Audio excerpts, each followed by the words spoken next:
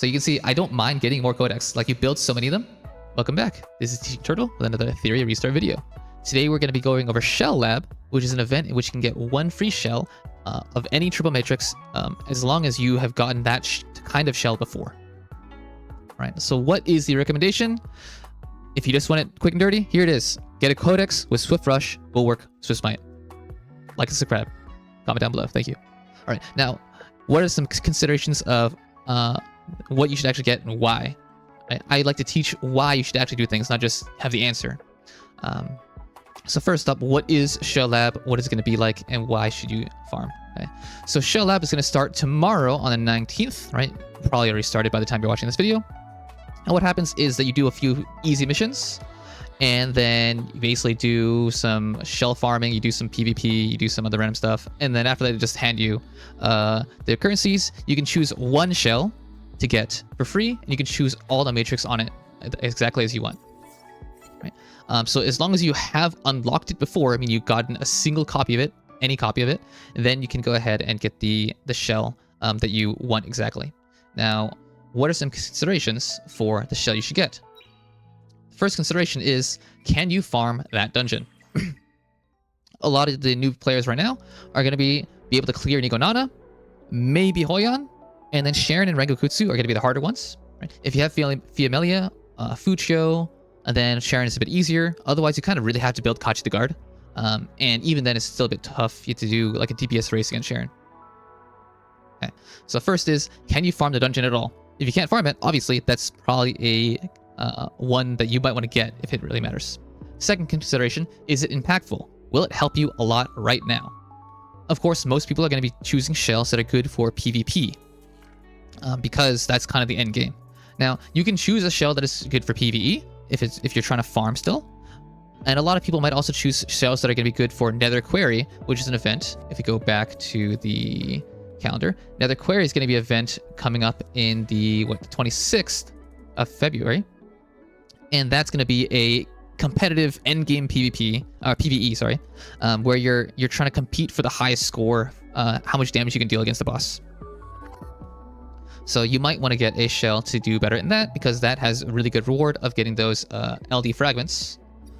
So we can see these fragments over here. You can get these Lumina fragments, which if you get 50 of them, that's a guaranteed SSR, random disorder, or constant. Okay. So the consideration is impactful. Is it useful for PvE or PvP? Now, another consideration is, do you mind getting multiple copies of this? Some shells, you're completely fine with getting multiple, but some shells you only really need one. For early game, you only really need one good White Fang.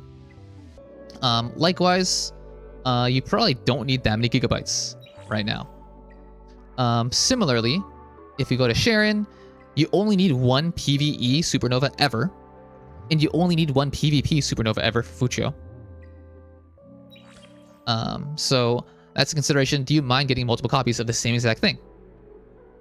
Lastly, do you want to farm the dungeon otherwise? Some dungeons are really good right now because you can farm multiple really good shells. Right now, Gator is being used on Raymary, Moon Bunny is being used on a bunch of different units, including Kethos. Doomcrow is the pivotal one that is super important for Rahu now. So Blood Spike Hellkit is a very good dungeon to farm. You don't mind going there farming.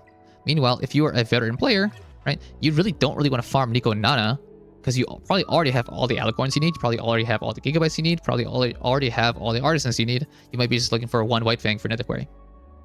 So those are some kind of considerations there. So let's see what kind of farms I recommend, or what shells I recommend. All right, the big one is going to be Codex, Swift, Bulwark, Swift Smite. So how do you get that? You can only get those from Inferno Rengokutsu. Now, the Hell version of Rengokutsu is pretty doable very early on, as soon as it unlocks at level 50. Right? And I would actually recommend farming for a Codex, because the Codex is going to be super useful for the Hoyan dungeon. Now, what's so good about this Codex of Magic with the Swift Rush, Bulwark, Swift Smite? It's a 12-8-6, which means that this is using all the possible, the max possible matrix you can get on one unit. The double Swift is going to make it so you have the fastest speed possible.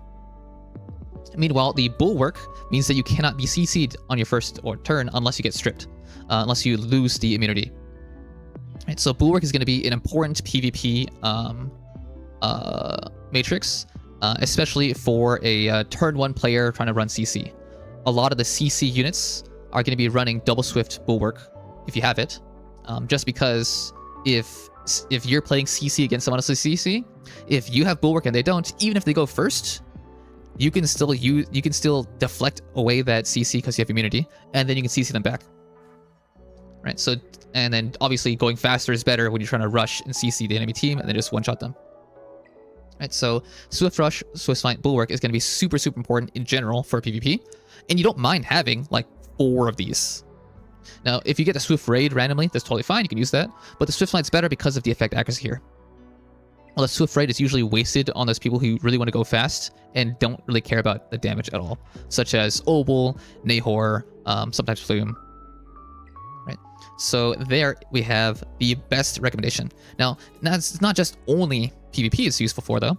It's also useful in PvE because you're going to need a Codex in order to farm Shadowflame Hoyon. Right, if you look at the dungeon here, you're going to absolutely need a Codex on your CC unit. For my team, I'm using Obel. So I'm using Obel with a Codex, and I'm also using Plume with a Codex. Right, so you want a double swift Codex here to be as fast as possible. Double swift Codex, it just makes it easier to build the team. Actually, you don't need to be super, super fast for the Hoyon Inferno specifically, but for the other dungeons, you're going to need to be way faster. For Inferno Hoyon, actually, you only need like 230 speed or something, and you can still do just fine. Especially with the Plume for the extra turn meter. So that is why you might want a Codex early. Later on, you're going to need Codexes because farming these other dungeons are quite difficult. For Rengokutsu, you're going to want your supports that are damage buffers to also have Codex. So for example, here, we have my Nymphonial. My Nymphonial is also on Codex along with the Plume. That way I have the defense down, the strip from the Plume. I get the attack buff up and the damage buff up from the Nymphonial, and then Yeli attacks. And so then it does it all over again because Lily has the S3 resetting Yeli's cooldown. So I can do a double S3 map-wide nuke, and that's going to be a significant amount of damage there. So that can be my quick, fast farming team. Now, it gets even more important when you get to Chloris and Hellkid. These dungeons are really, really tough if you don't like instantly kill them. Like you can't really. It's significantly harder to try to stall on this fight instead of just bum rushing it. So again, here my Nymphonial has a double swift Codex in order to have enough speed so that she can go before the Lilium, who's being boosted by the Lily. So you're going to need multiple Codex. You don't mind having multiple Codex here. Right? So you don't, even if you get this from the Shell Lab, you don't mind getting a duplicate copy later on. Okay. Some other good shells include Jackal, which is especially Swift Bulwark Swift Smite, the same exact as the Codex, like, for the same reasons. It's useful in PvP, and the Jackal is another good shell, and is a good general shell as well. Now, if you're looking for PvP specifically, and you don't want the Codex, then one of the best shells early is going to be the Amber with Bramble Bloodbath Swift Smite, which is over here. A Bramble and Bloodbath means that you're going to be really, really tanky, and you're going to deal back damage against the enemies. This is a really good shell to have if you are using a Raymray or a Tiamat, for example. And you can also use a similar shell with like Double Swift Amber and Strive or Bramble onto your Lily. Right, but because you want multiple Ambers of Bramble, Bloodbath, Swift Smite for your early PvP, then you won't feel bad if you get this selected from the Shell Lab and you get another one. Okay. So once again, it's important to make sure we have impactful for PvP and PvE. You can, if you can't farm it, it's an even better choice. Right? If you don't mind getting multiple copies, it's a better choice. And do you want to farm the dungeon otherwise? Let's look at that last stipulation here. You're going to farm Nico Nana anyways because you want all of these early game. So you don't really need to select any one of these. Now the White Fang can be pretty good, but you're going to farm for Artisans, Gigabytes, and Alicorns anyways. Especially like a Double Swift Alicorn is really nice in PvP. So you don't really need to worry about selecting any one of those. You're going to farm that a bit just in general. For the Sharon dungeon, however, you really don't need much. Supernova, you only need 2 ever. 1 for PvE, 1 for PvP. Dark Moon, you don't need any, really. You could get 1 if you want. You'll just get some eventually anyways. The Halloween, you want a couple, but the thing is, you don't care about the third matrix a lot of the times. For the PvE ones, you want Swift Rush Time Weave, which is a 12-12. You can't add on another 6 afterwards. So the Ether Plague Evil Guard doesn't matter there.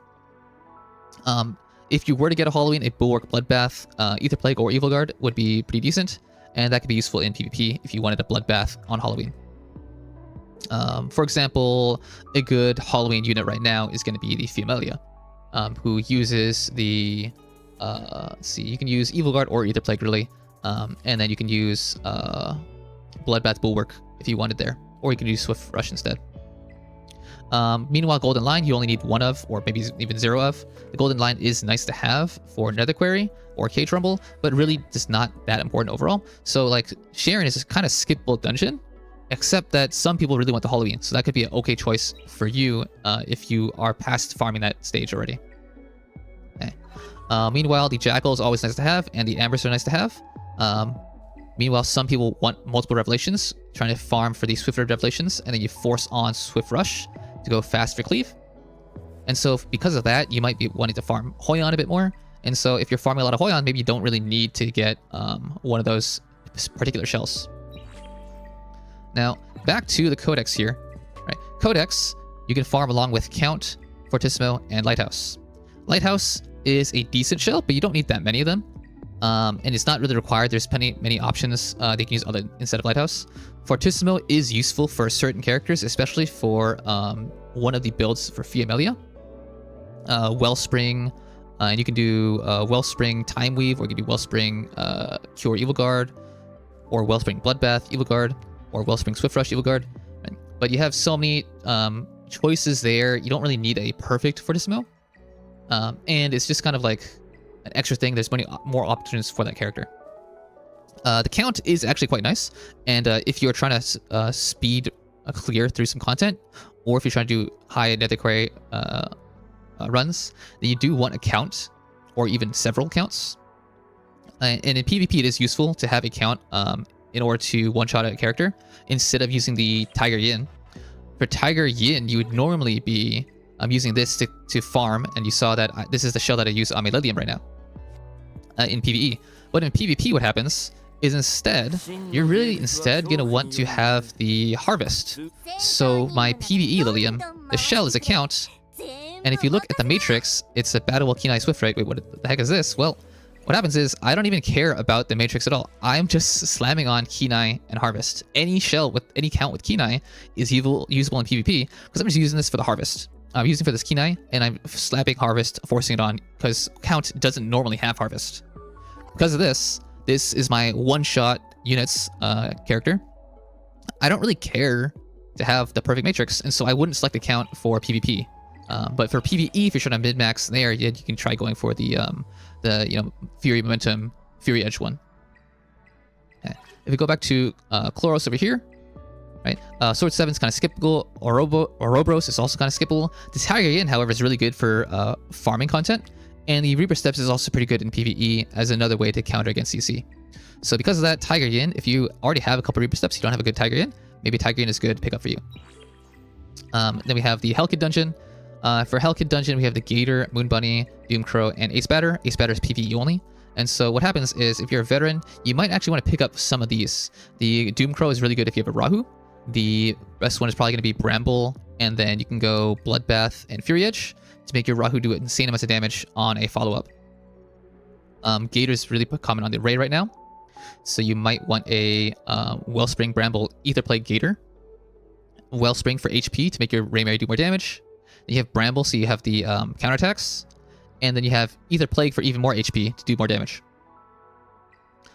Similarly, the Bunny is pretty good, and I've seen a lot of Kethos builds running around with the Wellspring Swift Rush and then Swift Smite. So you have a decent amount of speed from 8 Swift Rush, 6 Swift Smite.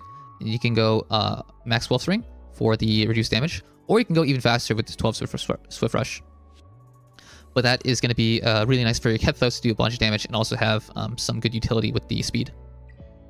The Ace Batter is basically only for Bonova, so I wouldn't really recommend it, and especially since White Fang can kind of do the same job anyways. But this could be a good pickup for PvE Nether Quarry as well.